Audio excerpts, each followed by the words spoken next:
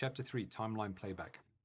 Continuing our video tutorial on Wisenet WAVE, this video will show you how to use the timeline to playback recorded video.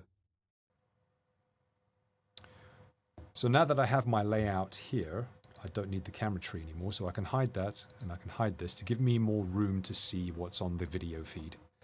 Now I have my timeline down here, and if I was to hover anywhere on this timeline, it would take the selected camera and show me a thumbnail view of what happened at that particular time.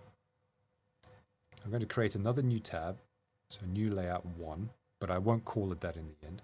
And this time I'm going to use a channel from our bispectrum camera, or dual channel camera, rather. That is a live view at the moment, but I'll use the timeline to go back in time to see what happened.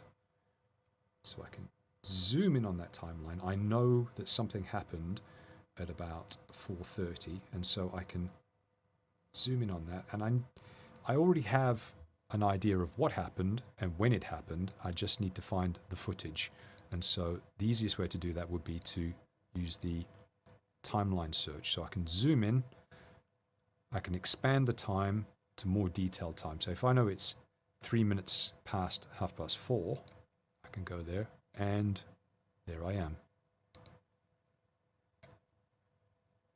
There I am.